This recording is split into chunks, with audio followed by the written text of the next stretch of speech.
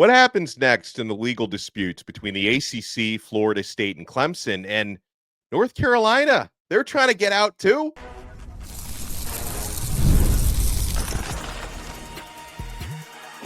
You are Locked On ACC, your daily podcast on the Atlantic Coast Conference. Part of the Locked On Podcast Network, your team every day. Shout out to the everydayers, and thank you so much for making Locked On ACC your first listen and your first watch today. He is Kenton Gibbs from Locked On Wolfpack. I am Alex Donno from Locked On Canes. We're part of the awesome Locked On Podcast Network, your team every day. On this episode, we got to talk some ACC hoops because Miami won another game. So I've got to celebrate something. They're on that ACC tournament bubble. But folks, there's been so much talked about in recent weeks. The ACC, I should say ESPN, exercising the option to extend those ACC TV rights through 2036. Are they moving towards a settlement with Florida State and Clemson? Well, what's going on with North Carolina? And Kenton and I can talk about this stuff till we're blue in the face, but neither of us are lawyers. So our guest today, he's a friend of the show, attorney Doug Rohan from Rohan Law, who is not specifically working on these cases, but he follows them very closely, which we appreciate. So first and foremost, Doug, when the news less than 2 weeks ago came out about ESPN exercising the extension, a lot of those reports, ESPN, CBS Sports, and others, Yahoo, had lines about how, and it sounds like they're also moving towards settlements with Florida State and Clemson. They kind of slapped that into the end of those reports. Do you think that's accurate?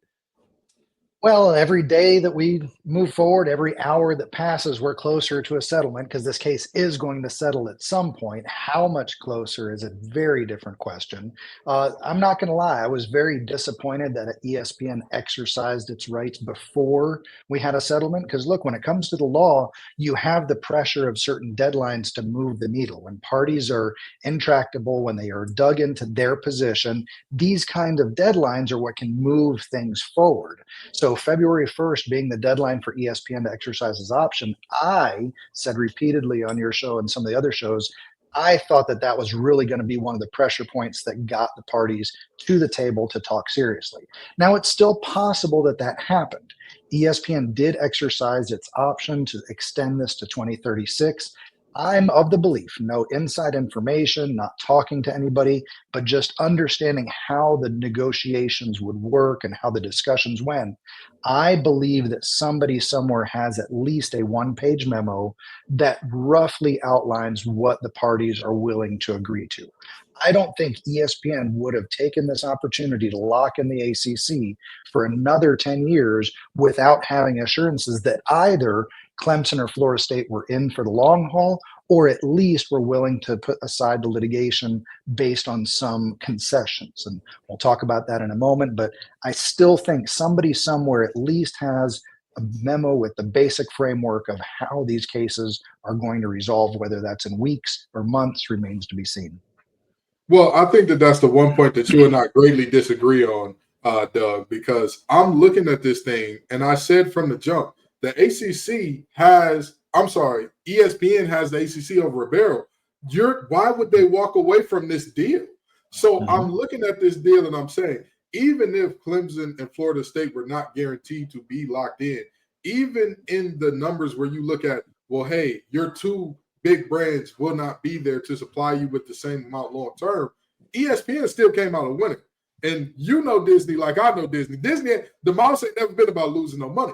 So with that in mind, right, one of the major points that you talked about the first time you came here was the fact that there were no guarantees. The amount that the ACC put forth was punitive, especially given the fact that the ACC had no definitive amount that they were going to be paying over these years due to there not being guaranteed. Now that there is a guarantee, does that at all work to the detriment of Florida State's case, to the benefit of the ACC, vice versa? Or is it like, that's a non sequitur? It doesn't matter in this environment. No, this is hugely advantageous to the ACC. One of the strongest arguments that Florida State and Clemson had was that there was no liquidated damages. Since there was no agreement beyond 2027, you couldn't put a figure on that. And of course, the best case scenario for Clemson and Florida State would have been ESPN not exercising the option, because then the agreement ends in 2027. So simply the fact that ESPN signed on the dotted line, and Ken, you're not wrong. ESPN is getting the ACC package at such a discount rate that perhaps the numbers work even without Clemson and Florida State being part of the fold.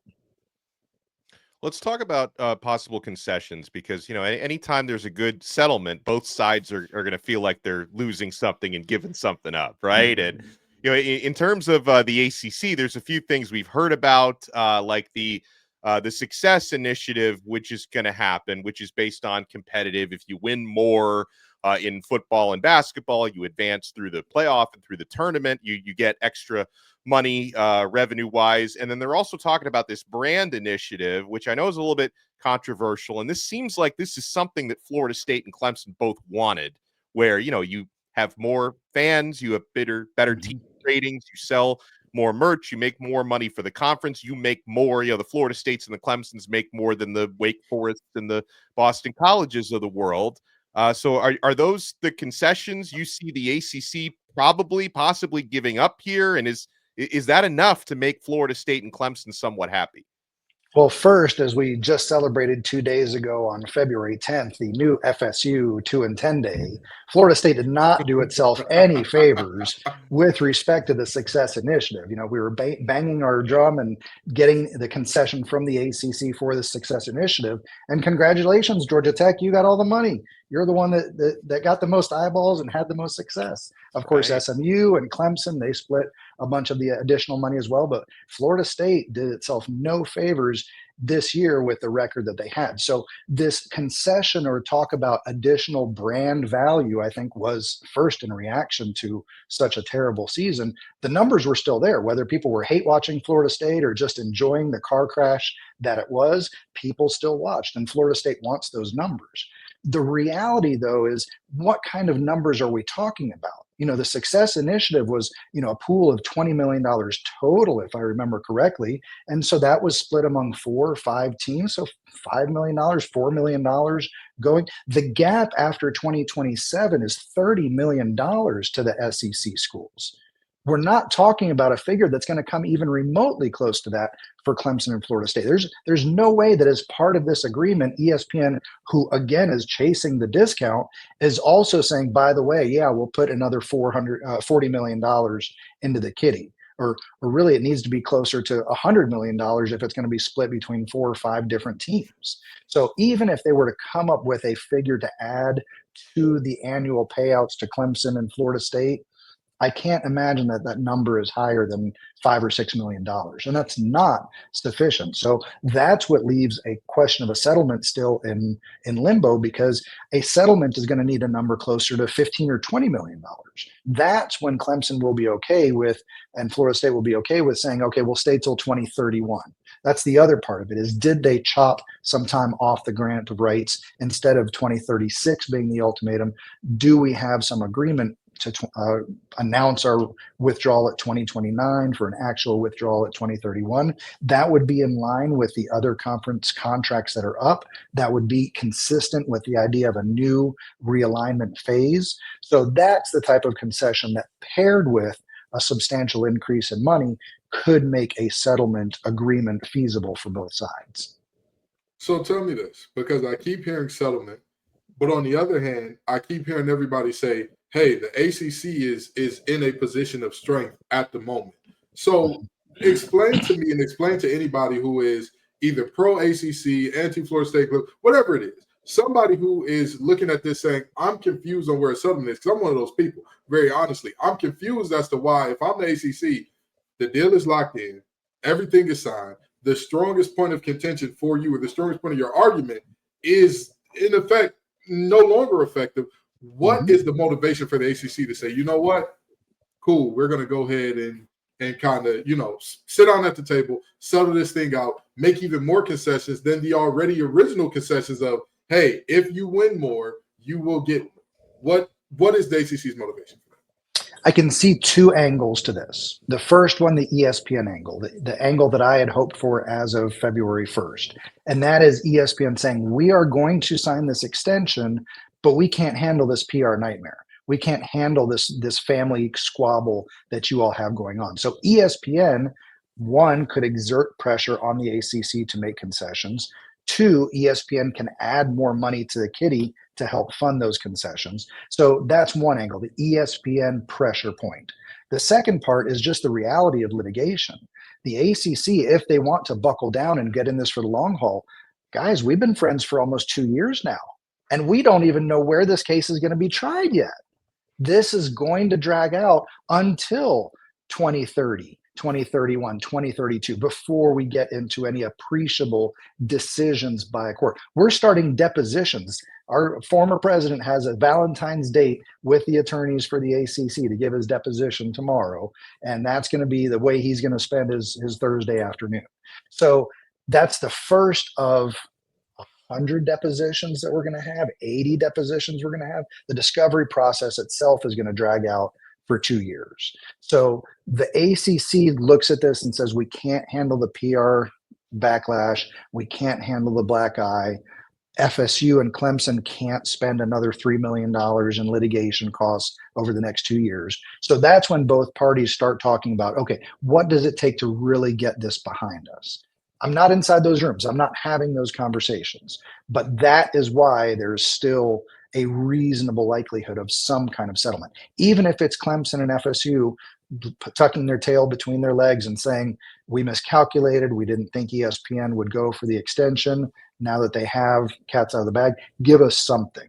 Give us something to say this is good enough. And frankly, reducing the payout from 2036 to 2031, if that's all there is, that's a significant chunk of change.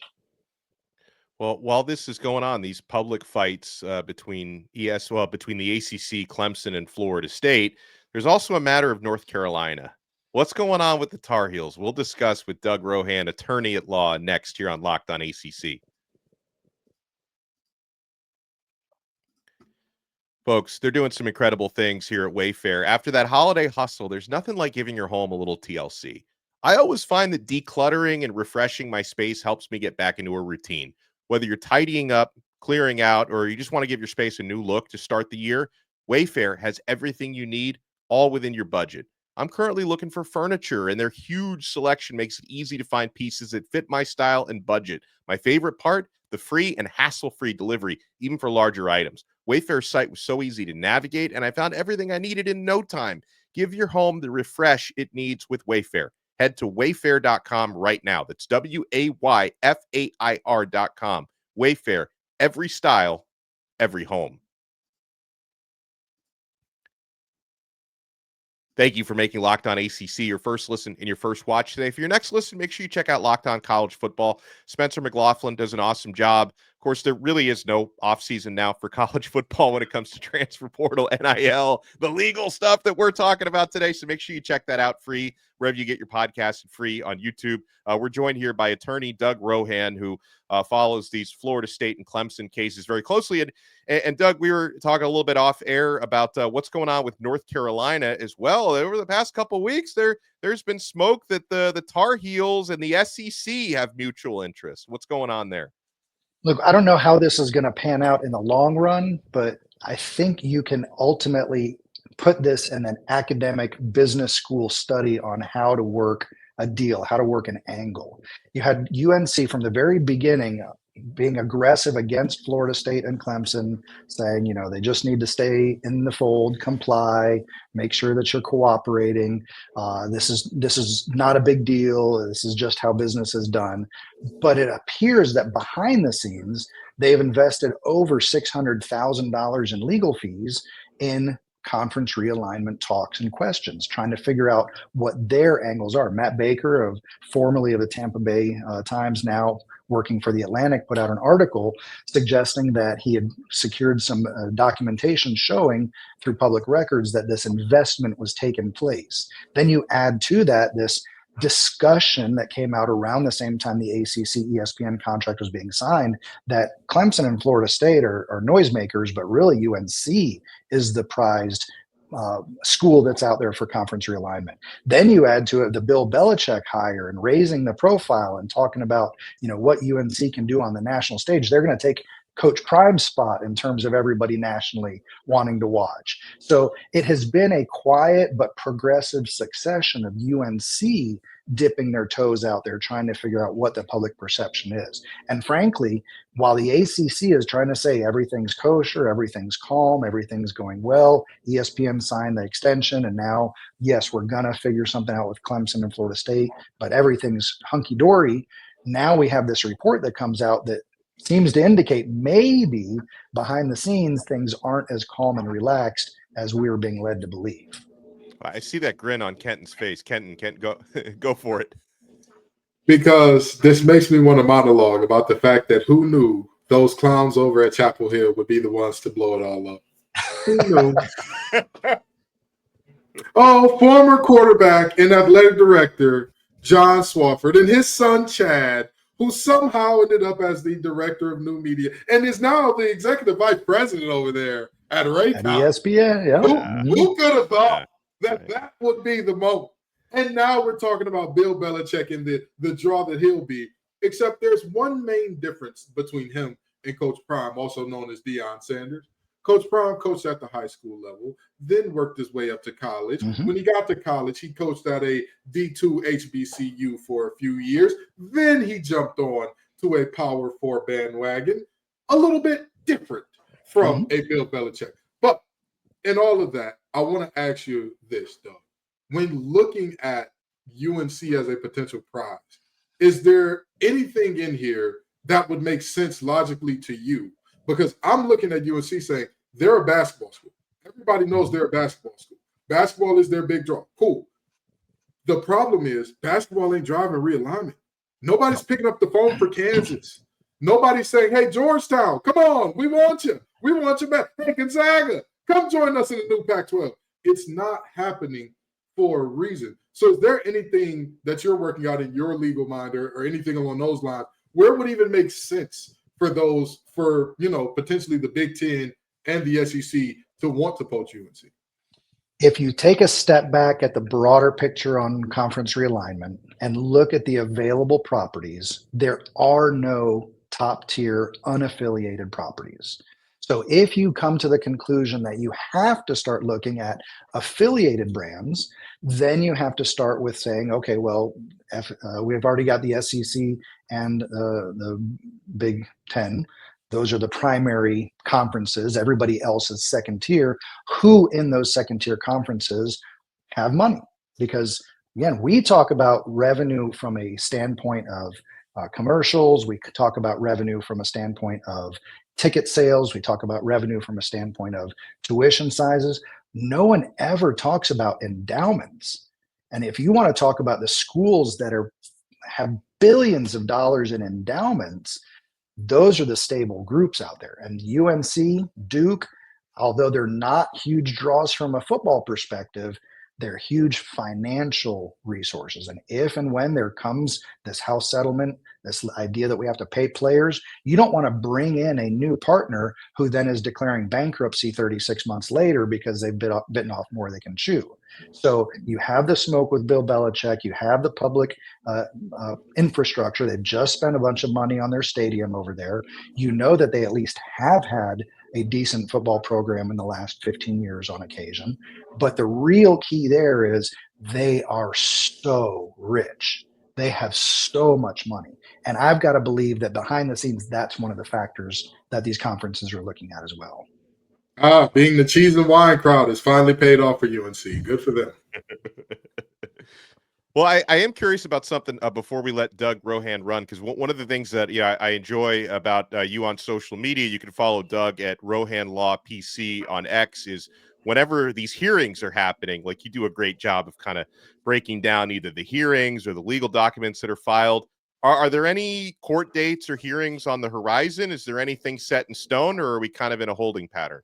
That's a great question. And of course, the reason why we're here is to just update people generally. As it stands right now, I believe there is a Clemson court date coming up. And admittedly, we've talked about it before. I don't follow the Clemson suit as much as the FSU suit. It's not going to be anything really of substance.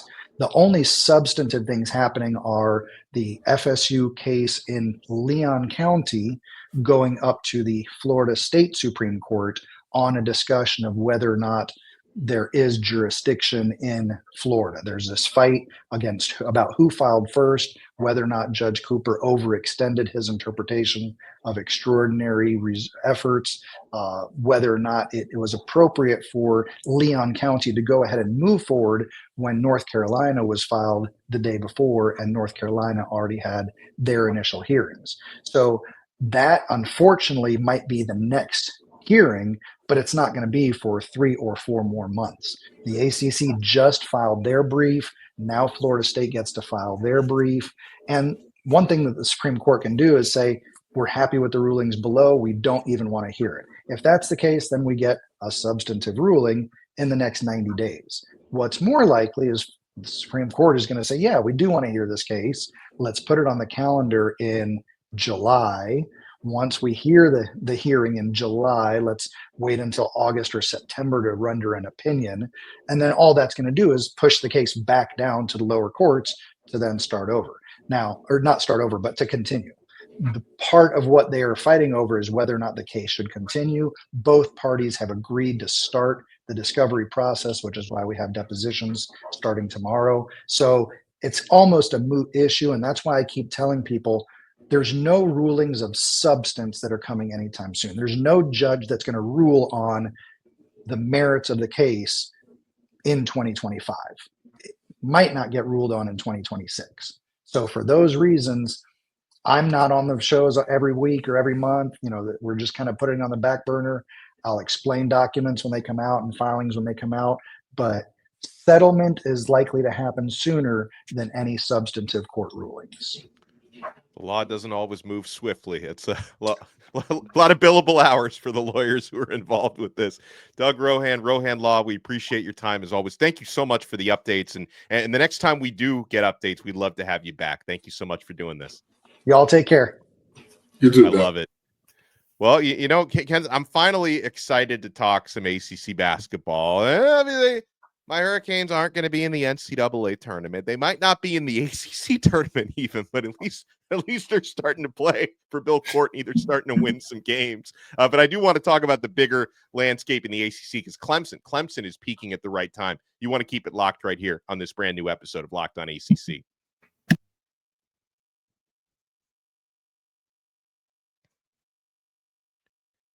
Thank you for making us your first listen and your first watch today. Make sure you check out our other shows. Kenton Gibbs and Grayson Boone do an awesome job hosting Locked on Wolfpack. I host Locked on Canes. So between NC State, Miami, we have you covered on all those things. We cover everything else here on Locked on ACC.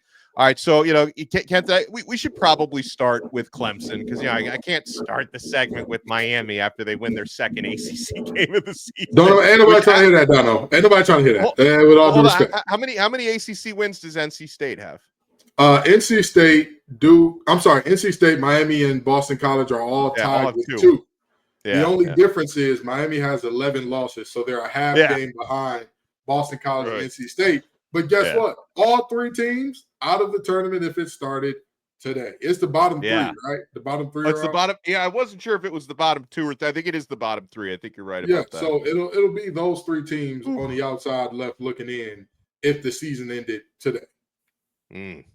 Yeah, has anybody, maybe in the country, let alone the ACC, raised their stock more in the past week? And of course, most of that was beating Duke on Saturday. Beating North Carolina on Monday was not the same caliber of victory, but now the Clemson Tigers can say this season they've beaten Kentucky, who was number 4 at the time, beat Duke, who was number 2 at the time, and they beat North Carolina, who may not be themselves this year, but that's a blue blood of a program. And Kenton, we've had this conversation before, like who's the second best team in the ACC behind Duke?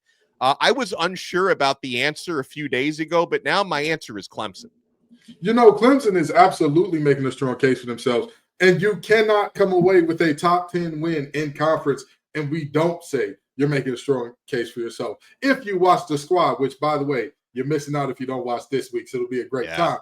If you haven't seen the last week's episode, last installment of it, our local Louisville host, Dalton Pence, said, hey, I would even have to tip my cap, take a step back and say Clemson's the second best if they beat Duke.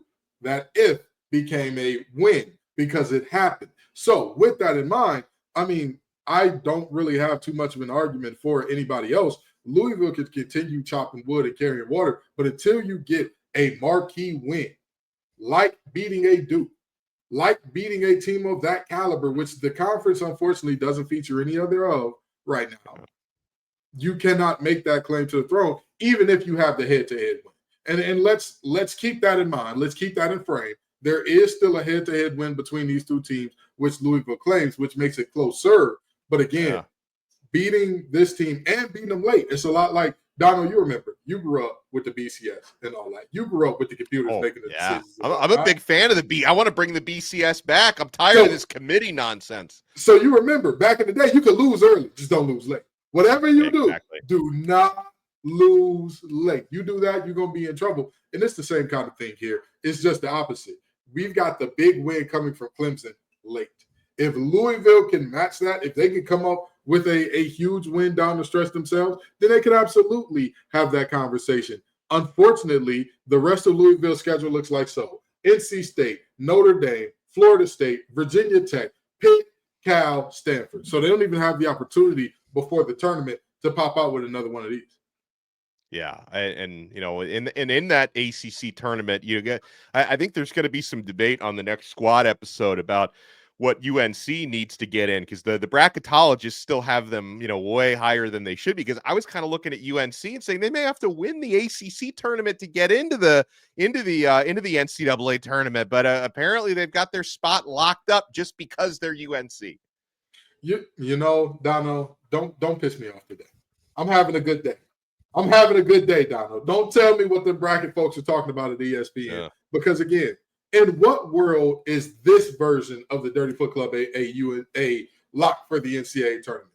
Who have they beaten? What have they done to say, you know what? There's a definitive case. There's a solid case for this team being in the NCAA tournament.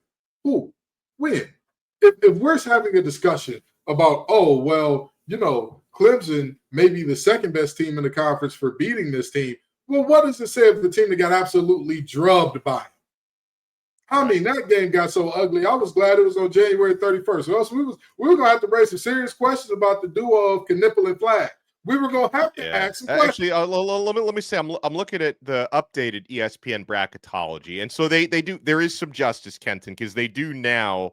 This has been updated, I think, since the last time I looked at it early in the week. They do have UNC as among the first four out, along with VCU, Arkansas, and SMU. So they're not giving them as much love as I thought they were, probably after that drubbing that they suffered to Clemson on Monday night. Can I just ask a question? So if they're first four out, does that mean that Stanford, Wake Forest, SMU, Louisville, or actually not Louisville, but Stanford, Wake Forest, SMU, and Louisville all in? Does that mean all those teams are in? Because they're all ahead of UNC in conference. Think so, yeah. Without combing through the entire bracket, I think that those are in. Okay, well, I'm comfortable with that because what I don't want to see, and again, I'm not just upset about UNC is having success or they're predicted as a conference NCAA tournament team. That's not at all the problem. The problem I have is when sometimes big brands or whatnot jump teams that are in front of them. They're like, we don't have to explain anything to anybody. We just believe this team is better just because they're better. If the ACC has 5, 6, 7 teams in and UNC happens to be at the bottom of those teams, hey, I ain't mad at it, but go ahead. Let them on into the tournament. Let them get on the national stage. Let's see if they can pull off a miracle run of their own. Yeah. Well, we will see what happens. But I know, Kenton, you were impressed on Tuesday night watching Miami beat the Fighting Jackson Holzers. And I will say, man, I reached out at two very bad teams this year, but it's like, for as bad as Miami has been, it's like, man, how bad is Syracuse that they couldn't beat Miami? So I was texting with Jackson afterwards. I think he did a post-game reaction right after. He told me he was going to torch everybody on Syracuse. I mean, Syracuse has fallen. I mean, Miami has fallen pretty far. They're in the Final Four 2 years ago, but Syracuse has also fallen pretty hard since the Boeheim retirement. Oh, absolutely. Retirement, refirement, whatever it was a mess with Boeheim at the end. And, it didn't really give you opportunity to get a new guy in the program. Instead, you get one of his offshoots, which, again, is one of the biggest things I've been a massive proponent against. Stop the incestuous, stop the, we need to get one of our guys to be the next head coach. It doesn't work like that. There are very few universities that have the mechanisms and levers necessary to say, hey, it makes sense for us to put one of our guys in. There are guys who are having success like that. We're not going to not acknowledge Shire and what a stunning success that has been. Absolutely. Everybody else, go get somebody that's going to bring something different, something new to your program. Yeah, amen to that. Well, we appreciate everybody tuning in. Thank you so much for making Locked On ACC your first listen and your first watch day. Huge thanks to Doug Rohan for doing some heavy lifting with us on all this legal talk about settlements and the UNC stuff. We haven't talked about that probably enough here on Locked On ACC. Because it doesn't make Kenton happy. We like to keep Kenton happy here, but that was some interesting stuff as well. We'll talk to you guys next time on another episode of Locked On ACC. We are part of the awesome Locked On Podcast Network. Your team every day.